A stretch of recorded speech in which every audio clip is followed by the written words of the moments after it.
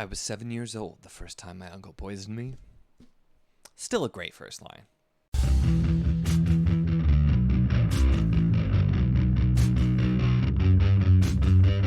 Hello and welcome to my channel. In this video, we are going to be talking about City of Lies by Sam Hawke. This is the first book in the Poison War series, which I think is a duology. I'm drawing a blank. I'm pretty sure it's a duology.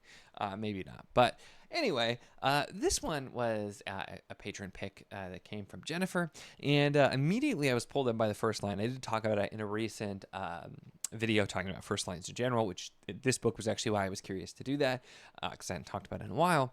But a very, very good first line that pulls you in immediately. You're like, oh, what's going on? And ultimately, the premise of this and kind of the focus on the character we're focusing on, I think, is what made this so interesting. So we're following Joven and his sister Kalina, and they specifically were raised, specifically Joven for reasons, but raised to take over one day to be the proofer for the Chancellor, as well as potentially the poisoner. And then immediately at the start of the book, the Chancellor is assassinated via poison, as well as their Tashi, which is kind of like uncle. So there's a lot of really interesting world building bits we'll talk a little bit about. But so the person who was the proofer and poisoner dies, and then the Chancellor dies, and so now Joven has to kind of step into that role very quickly, along with his friend who was the heir to the Chancellor, and Kalina is also dealing with an increased role. And just the focus, the look at it, with it being around poisons, there's a lot of talk about different types of poisons, way that can be involved, I just thought was really interesting, because obviously there's been poisonings and things like that too, but just kind of a more of a focus on that type of character, and that setup I thought worked really, really well and had pulled me in. It was very interesting. And it also, since I mentioned it, the world building I thought was really fascinating too, with what's being set up here, because there's quite a lot. And the setting of this is this city that's kind of like, it has more ancient origins, but there's been a change in the culture as well as the people there over time, and kind of an amalgamation.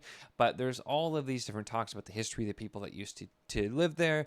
There's this kind of older religion that's not super well practiced in the city, but also like their social structures are talked about and are very different as well, with how children are treated, and like it's a normal thing for children to like not necessarily be raised by parents per se. It's more so it's just like once somebody has a child, then like a male relative takes over part of like the raising for them as well, and that kind of thing. And so really interesting with setting up these different dynamics for families, for culture, for this religion. And I really like when books do a lot of world building on the fly, which I think this does really, really well. And a lot of the lore and the old religion and that type of stuff take a big part of what's going to be brought up and talked about as the book progresses. So also it's another win, because you have the world building, but the world building ends up being quite relevant, and we're kind of getting it on. This book also does the start of a lot of the chapters. It will talk about like a plant or the source of some sort of poison, and specifically talk about what are the proofing cues, like how do you tell if it's in the food, and what it does, and just little information about that, which is really interesting in world. And again, with the character of Joven as well, where he's approaching everything, he's just been raised his whole life to dissect any food, drink for the scent, the taste, and it kind of comes off into his personality, where he's kind of looking at these little things. And so I think it comes across really well. And his sister Kalina specifically, she originally would have been raised in this way, but she has some like health issues, and so has too frail of a constitution. And so when she was likewise poisoned when she was very young as well, it took her a really long time to recover, and so she's not able to do that kind of thing. And so that's where she ends up with some other types of responsibilities. And this is largely, we're following the sort of the trope where like the younger generation has to take over because things have happened, and like I said, the Chancellor and then the current proof or poisoner both are poisoned, and so they're trying to figure it out. So we have a lot of this functioning as that kind of trope, as well as like looking at they're trying to figure out who did it, and then other things are going on. The city ends up under siege, and so it's kind of a whole mess of things there.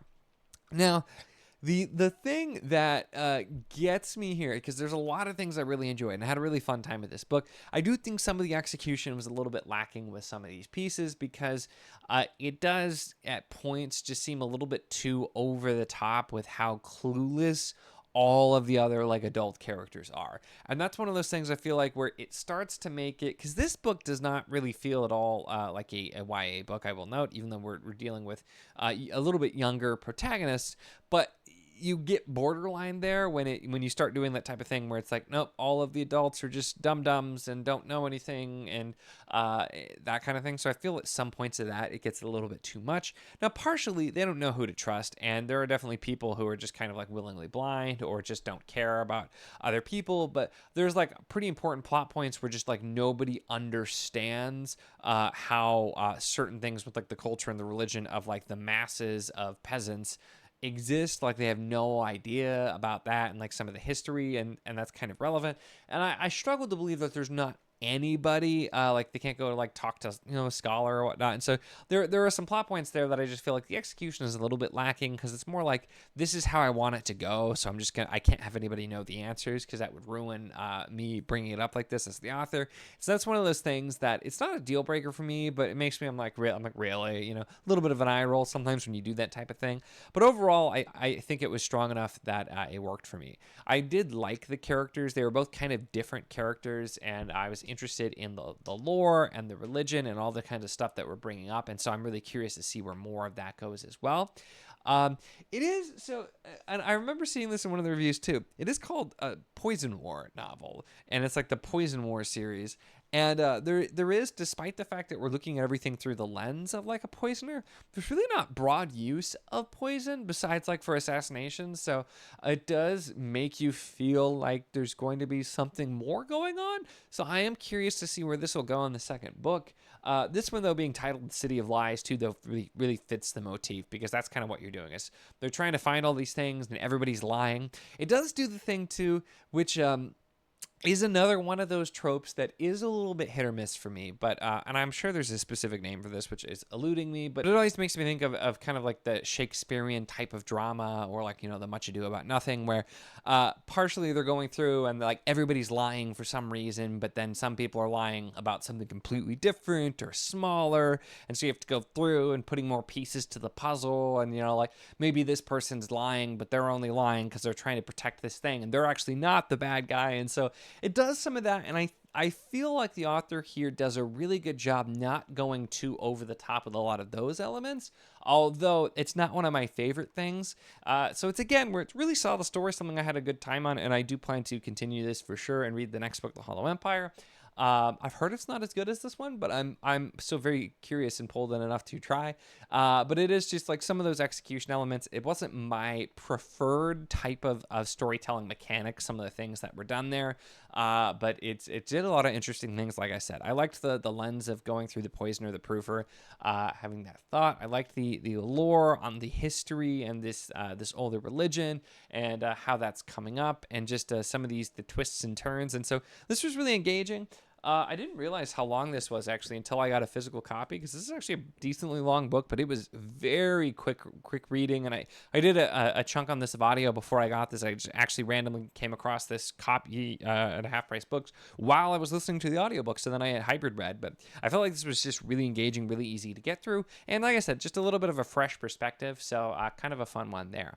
Overall, though, those are my thoughts on City of Lies by Sam Hawke. Let me know your thoughts on this one, if you've read this and or the sequel, and if it's a duology or not, I guess, because I don't remember. But yeah, definitely let me know your thoughts on this one in the comments. Make sure to give the video a like if you enjoyed it. Check the links in the description, as always, for the Patreon if you want to support what I do, as well as the Wizard of the Enclave Discord if you want to chat books, whether this book, other books, really anything at all. It's a lot of fun. We'd love to have you. And of course, if you enjoy my content, make sure to subscribe.